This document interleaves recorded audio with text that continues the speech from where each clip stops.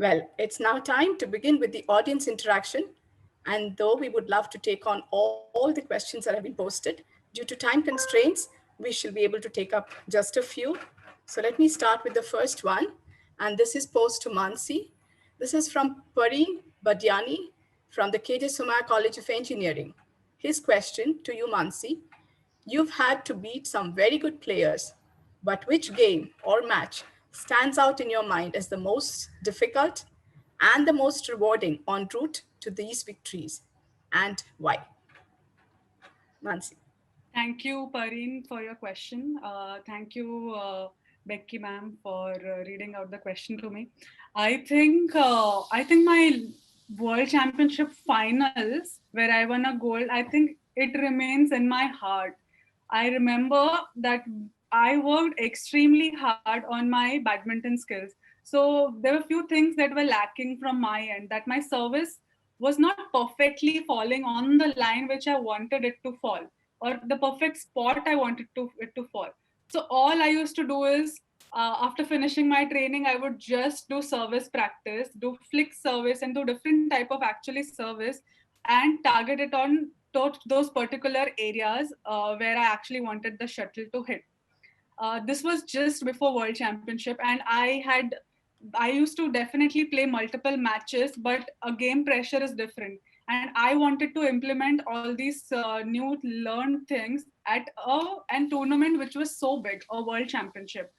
When I was playing the World Championship, there were multiple matches that I played, and I remember one of the match. I didn't know I was playing little loose, and it so happened that I lost the second set. I won the first set. I thought I'm going to win this match, but it so happened that I lost that one. Like it's a best of three, so I a talk or a negative mode.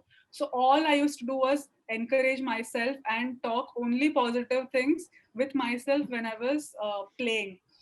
I played in such a way that I didn't give opponent a chance to recover. And in the last set of the finals, I won by 21, and my opponent's score was 7.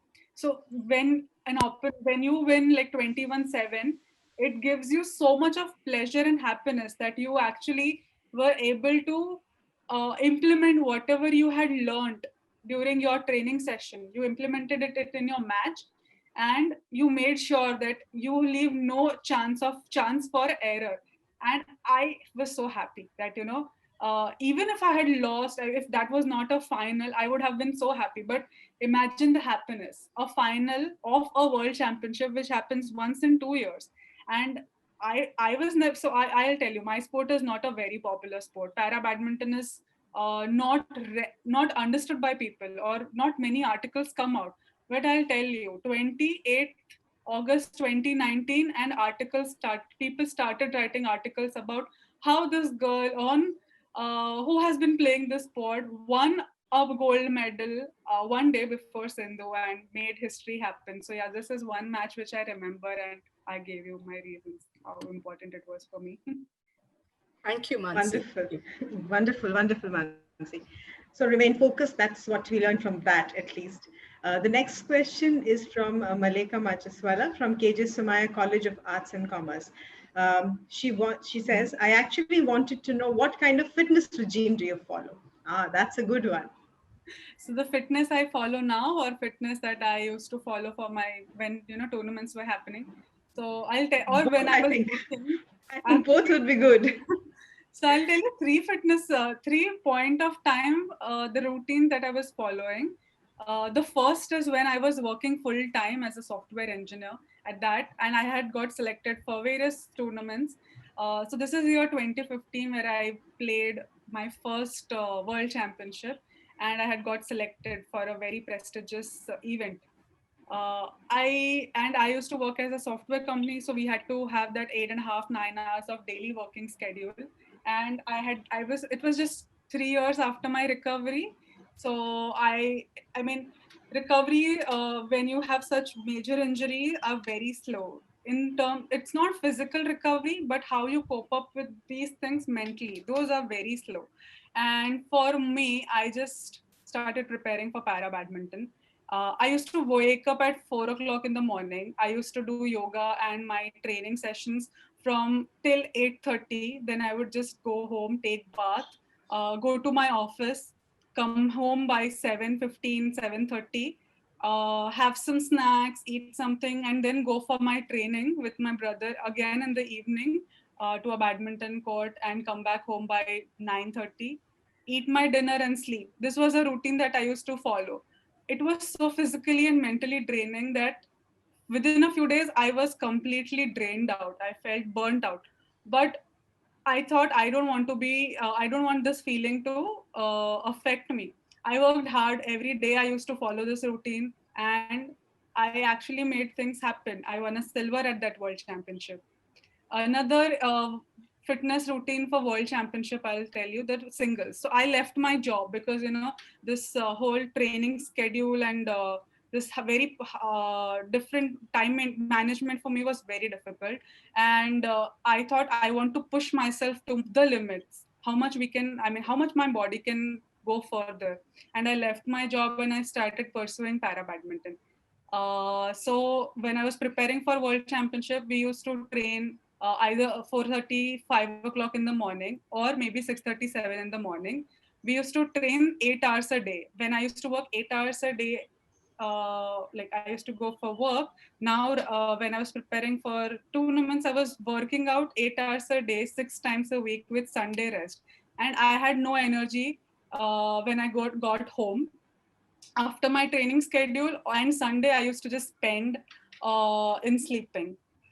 uh, right now, with the situation where we all are stuck at home, I'm following a fitness routine where in the morning I'm doing my workouts, in the evening I'm doing my workouts. In the evening I do my workouts with my fitness trainer, and we talk over Zoom meeting, and she checks my posture, she checks everything, and she has asked me to buy multiple equipment, and I have made a small mini gym in my house. So I am keeping myself busy. Recently, I purchased the running prosthetic. So running is a dream. The prosthetic that I use are only made for walking. If you want to run, I mean, you can't run with the walking prosthesis. So if you want to run, you have to buy another prosthetic. So recently, I got another prosthetic for running, and in this lockdown, I mean, when this unlock started this month, in the beginning of September, I was in Mumbai and got myself a running prosthetic, and I'm running now. So, I'm keeping myself fit with, I know situation is such that you don't have many opportunities, but I also know that your house is enough to follow a workout routine. Your body weight is enough. Even if you don't have weights, it's okay. Your body weight is enough to do a normal workout right in your house. If you really feel the need of health. And I think everybody should concentrate on health and fitness at whatever age they are at. Wow, that's Thank quite you. inspirational. Yeah. Thank you. Thank you, Mansi. The next question to you comes from Shreya Rahate. She's from the KJ Suma College of Engineering again. And her question to you, Mansi. With Saina Nehwal, PV Sindhu, Shrikant Kidambi, and Parupalli Kashyap, Indian shuttlers have made a niche for themselves in the singles. However, Indians have struggled to succeed in the doubles category. What do you think could be a reason for this? I think currently, if you see the Indian doubles, we have Chirag and Satwik leading. I think their ranking is such that they will be selected for the Olympic Games. Uh, I know that we don't have many names actually to boast in the doubles category, but we do have Jwala Gutta, we have Ashwini Ponappa, we have Sikki Reddy, Pranav Jerry, and multiple other Indian athletes who have been playing doubles and representing our country, winning medals and titles at various tournaments. I think singles looks very promising to people. People love to see the game, and we all have been seeing PBL or the Premier Badminton League and getting motivated by these champions. But I think doubles in India is improving. Only one reason I feel why people choose doubles over singles is they think that they've got an injury and they should be playing doubles. So that is one attitude that which I have seen recently, an injury which forces a person to become a doubles player. But now that mindset is also changing, and I am currently training at Gopichand Academy, and I am seeing players having a mindset right now that I want to be a doubles player. So once they hit the senior, when they are in the senior team, they don't think that it's because of my injury I want to get into doubles. They think they are so skilled either on the net with the racket that they want to get into doubles. So I think you are going to see a complete change in doubles in next few years. But right now we do have singles players who are, and again other doubles player who are taking Indian badminton to a world level and making sure they come back home with a medal and never empty handed. Thank you. Thank you, Mansi. So the next question is from Yash Bansod from KJ Somai College of Arts and Commerce.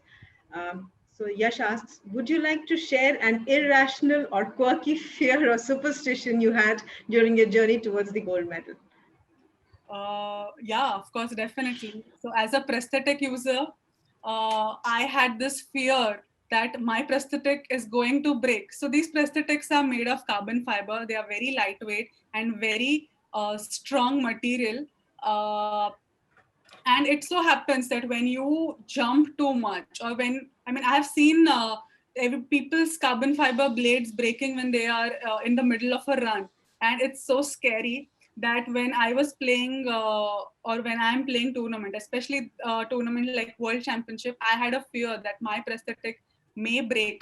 So I took an extra care. I would make sure all the screws are tightened. I would go to my prosthetic clinic before tournaments, multiple days before tournaments, make sure all this, every equipment is analyzed by the professional and make sure it's great.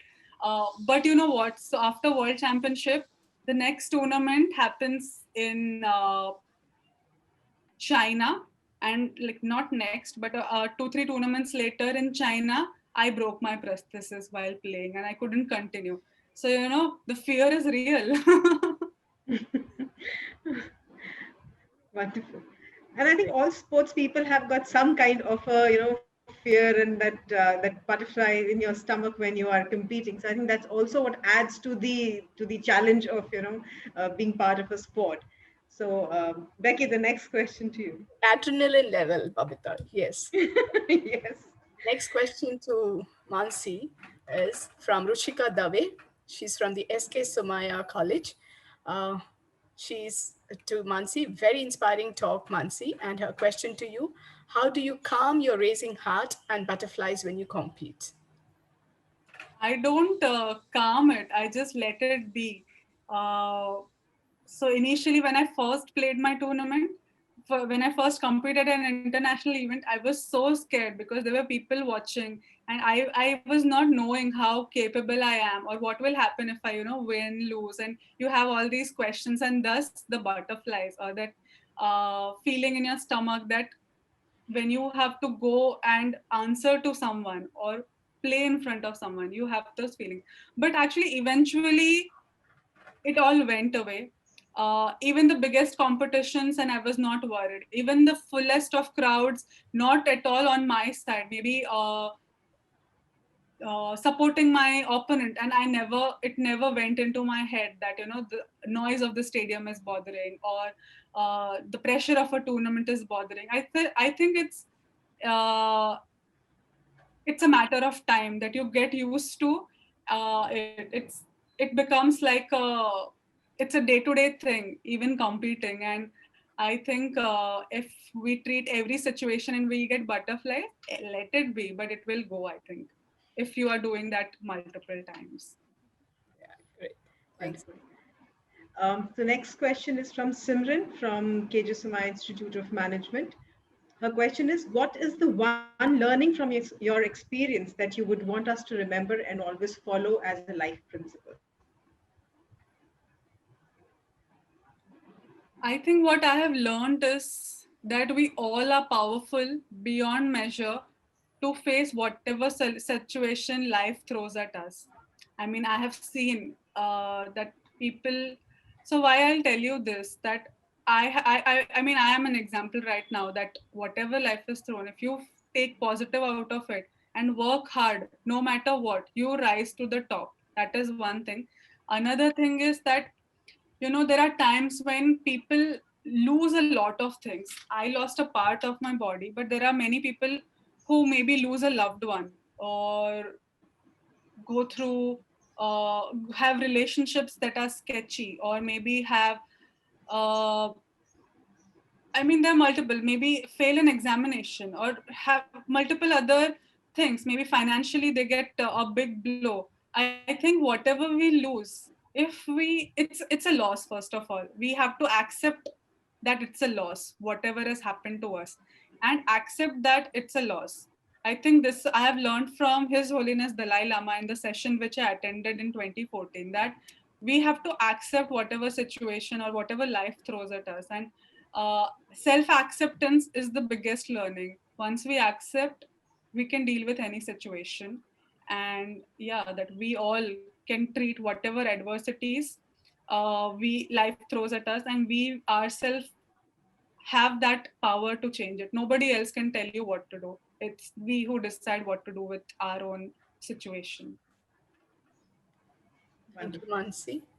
This is a question from Mehul Doshi to Samir sir. He's from the KJ Suma College of Engineering, and his question is, hello sir, hope you are well. Every individual during this pandemic has been challenged emotionally and personally.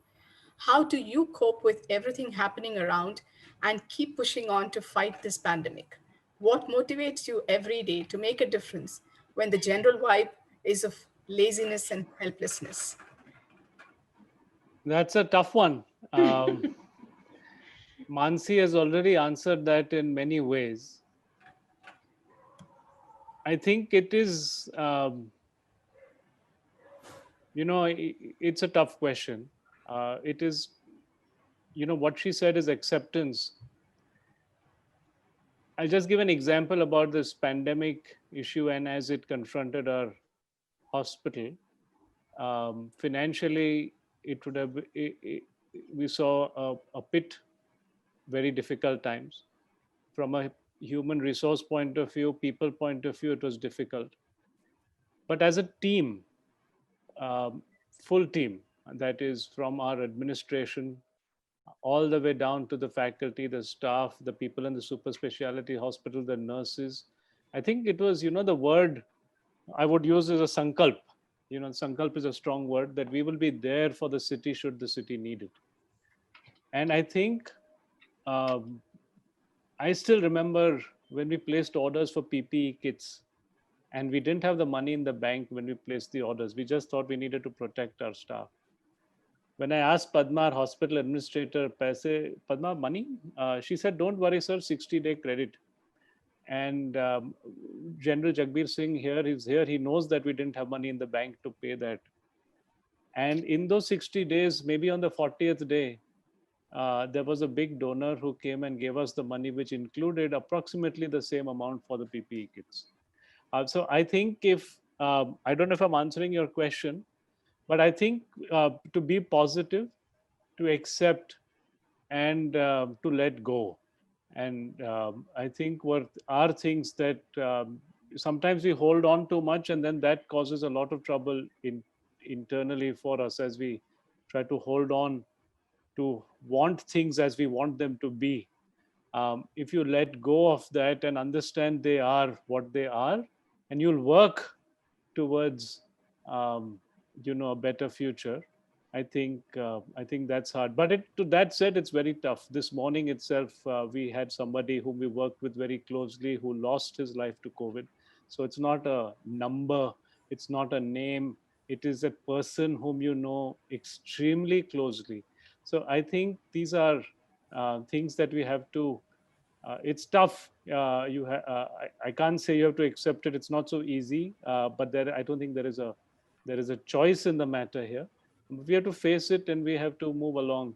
But we have to be positive. And as Mansi says, we have to take acceptance. And I think the biggest thing is to think of the world as your family. If you think the world is your family and you look at the world positively, I think the world, for the most part, rises up to go with you. There are difficult times, as Mansi again said. Um, we have to accept them and then keep going with the rest of the world as a family. Thanks for a tough question. I don't know if I answered you. Thank you so much, sir. You put so much of an insight into the question. You have. Thank you. Babita. The next question, Mansi, is for you from Parth from Sumaya Center of Experiential Learning. He says, he's asking, what is the state of research in the engineering of specialized equipment for specially abled persons? Would you be able to suggest a direction for such research?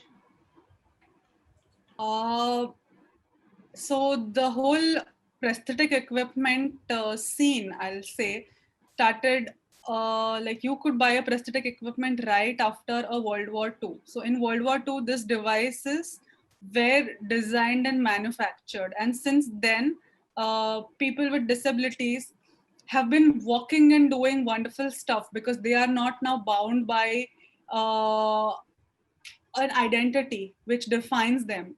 They are able to, like we are able to walk however we want to, wherever we wish to go without much in use or without taking much help from people. The research that is happening in this field has been happening in the Western world more. And again, when I was part of, when I was invited in 2016 at Somaya to inaugurate the Sports Fest, I specifically spoke about how important it is in our colleges to have this idea that let us design and develop equipments which are designed indigenously in our country, which are low cost. So currently the equipment that are designed are patented products, and definitely they make you walk just like however a normal person walks.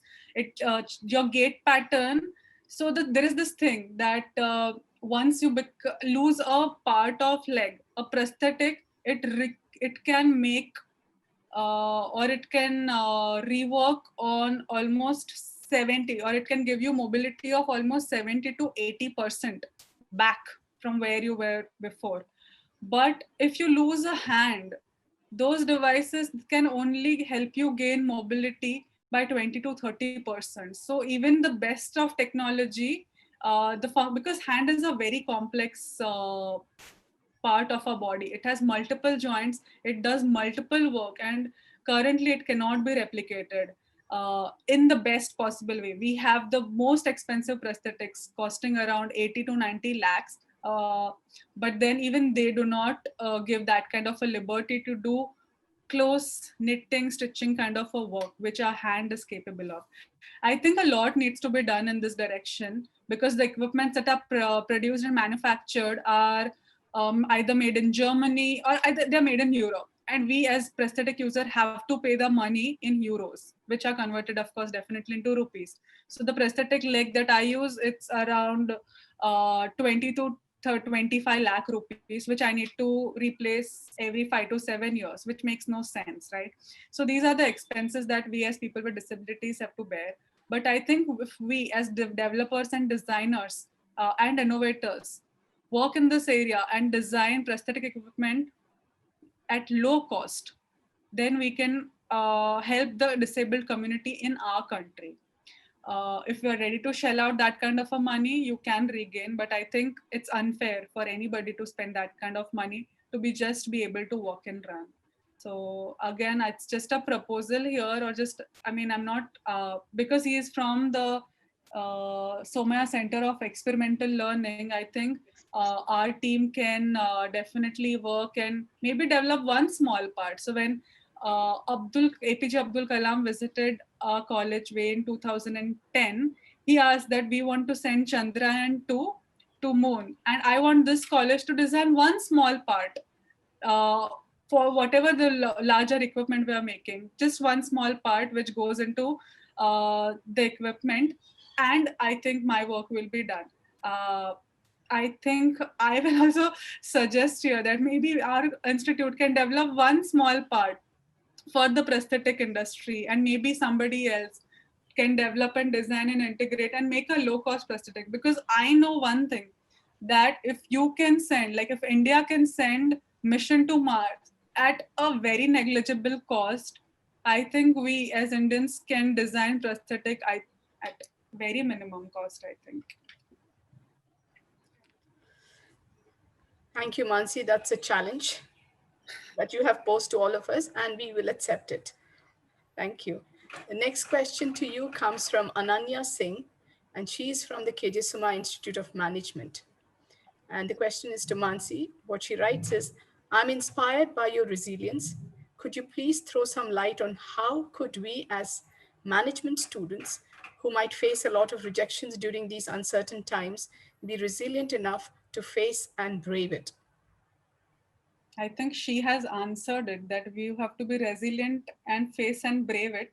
Uh, but I'll share one story of how important these words are to be facing and braving this. Uh, when I started playing this sport, it's not a government funded sport, or I only have one tournament, maybe a world championship or an Asian Games or a Paralympics funded by government.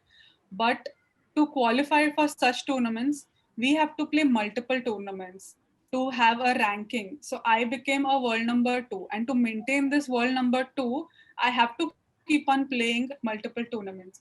So it so happens that it requires money to go out to another country, stay in hotels, play the tournament, come back. It requires money to buy equipment.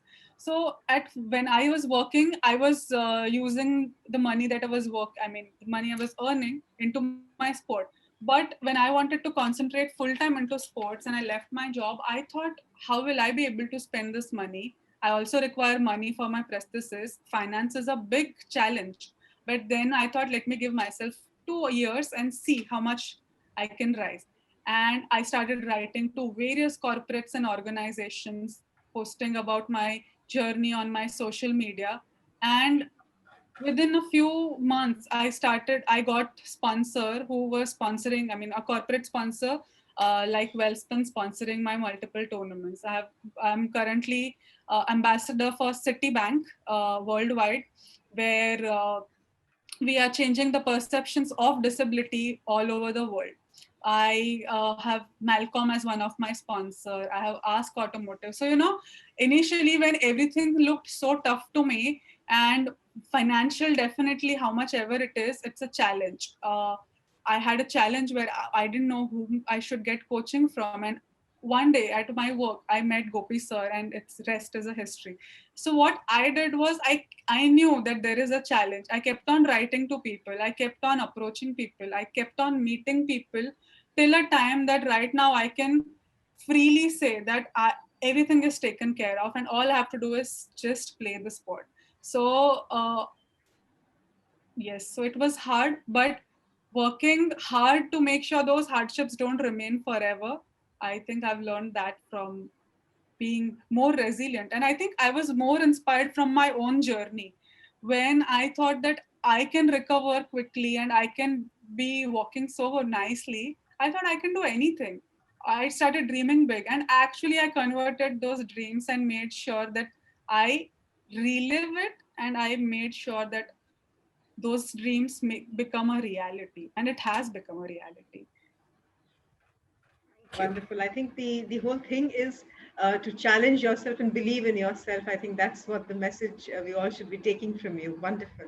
So Parin is back with another question for you, Mansi, and Parin asks, which is your favorite badminton shot or move and why? You For should love me, to I answer think that one. it's a drop shot. You can play drop shot multiple ways, and I play singles, but because of our disability, we play only half court. It's like a straight game that we play, and you can't smash much. It's always a toss and drop. Make your opponent run, toss and drop, toss and drop. And I have realized, or I've learned, that multiple drop techniques can actually win points, and that has become my favorite shot. It's not smash at all. It's drop, and it's just pure proper drop shot. Wonderful. Wonderful. Thank you, Mansi. This is a question from Yash Bansod from the KJ Sumar College of Arts and Commerce. His question, we would love to know what was your favorite hangout place in our campus? Uh, Favorite, there were multiple. One was Slope, Chotu Maggie Cafe, uh, the library, which in the old building as well as new building. Uh, of course, it was not a hangout place, but it's the place where we used to do group studies. So of course, we would hang out together and study together. Canteen, definitely, and that open chessboard. That was also one of the favorite hangout spot. You've just taken us back to the campus, and here I'm sure most of us are now wishing we can go back to the campus as soon as possible. I think some of the things that you've said have been favorite spots for almost everybody on campus. Those are the places where everyone has fond memories of, whether making mischief or doing something good. That doesn't matter, but those are things that stay with you always. Malika Machaswal has another question for you. As we all know, you are enthusiastic about running and scuba diving. Tell us a little about your experience of scuba diving and running. Scuba diving. Wow. Thank you, Malika, I'm so glad that there are people who actually went and saw what I've done. So actually, I have fear of water. So when I was working, I had given myself one task. And that one task was to do 30 things differently in 30 days. And one thing which I had written down was learn swimming. So, after my injury, it was very difficult for me to get into swimming, where you're worried how you look when you are, in a pool where you don't look like everyone else. I was worried, how will I swim? Because I never knew swimming before my injury. And I ever had those kind of things. But that 30-day challenge that I gave myself, I told myself that one thing I'm doing is learning how to swim. So I learned how to swim, and one of my friend, whose name is Divyanshu Ganatra, he is a blind paraglider, and you should Google about him or just learn. He has done solo paragliding. He's completely blind, and he has its own adventure foundation where he empowers people with disability through adventure sports. And he had this event where he invited many people with disabilities to learn scuba diving. I was always a yes to this. I am learning how to swim. I'm learning how to scuba dive. I have this fear of course, deep waters, and like many people have fear of deep waters is what I had. And with him, I learned scuba diving. I am yet to finish that course, but I had finished a few skills. So there are few basic skills that you need to learn to become a certified diver. And I learned a few skills. Then I gave up midway because I was concentrating on sports also. But I think now, as Malika has made me remember, yeah, I think I'm going to finish this certificate course on diving. Running is after, I was a sports person even before my injury. So running has been part of my life. When I was in college, all we used to do was run. So there is this bus 399 which comes from Anushakti Nagar to Somaya, and I used to run after that bus. And after my injury, I thought, now what will I do? How will I run after a bus? Because I used to work in Vikhroli, and I used to use the same 399 bus. So the driver, the conductors of all 399 morning 7 o'clock till 10 o'clock, they know who they know me right from my college days. So everybody was like, this girl Sheetu she travels by our bus only. So running, I think, has been after injury and after, having a prosthetic that doesn't allow you to run. Running was my big ambition. So in 2015, then Paralympic gold medalist Henrik Popo had come to India, and he taught us how to run in a 3-day camp. We were given blades and everything to run, and that was it. So for 3 days I ran, and I competed in a race. After that, there was no running. So now in this lockdown, I have taken this as a challenge to relearn running. And I don't know if any one of you feel, but I feel that running is a privilege. And I think if you consider physical activity as a privilege, you will be so delighted that you are able to do it. Because I think running is one thing where wind blows up your hair and you are running and everything. feel really empowered and happy, and that's what I think all these experiences are teaching me. Wonderful, wonderful. So I will take on the next question again. This is from Parveen Sheikh. She's saying she wants to know that your accident, did it impact your personal relationships, and what have been your learnings after that? I think my injury has actually strengthened my relationships with everyone, and affect it in a positive way than any other way. I was 22 when I met with an accident, so I was very young. I mean, now when I look back, I was so young. At 22, you don't even know what you want to do with your life, right? So, I mean, I was that person actually. Many people know what they want to do when they're 22, but I was not. I wanted to be just like uh, doing whatever I loved doing, and I didn't know much about it. Uh, in these, 8 years, this my relationship with everyone, with my friends, with my family, with my colleagues, with my uh, old school friends, news, it has actually strengthened. And I think I've got this whole understanding about human relationship, which I'm so glad that I'm able to understand at this early age of my life. And I don't know, like, how do you want me to put this? But uh,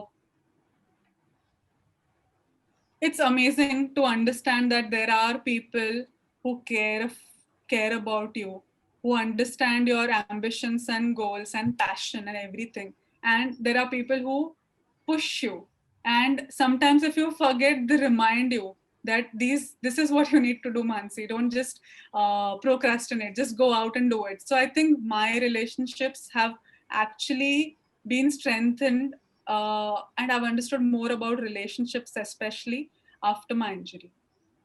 Wonderful. So Thank you. Mansi, that's the last question now that we would, due to lack of time, nothing else. This is a question from Dr. Manali Londe, and she is the principal of our SK Sumaya College of Arts, Science and Commerce.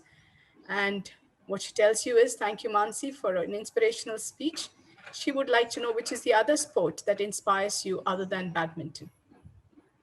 Mm, then badminton. I think I love watching. I have been a child, I've loved watching lawn tennis or tennis, and right from Serena Williams. I've seen her play all these years wonderfully.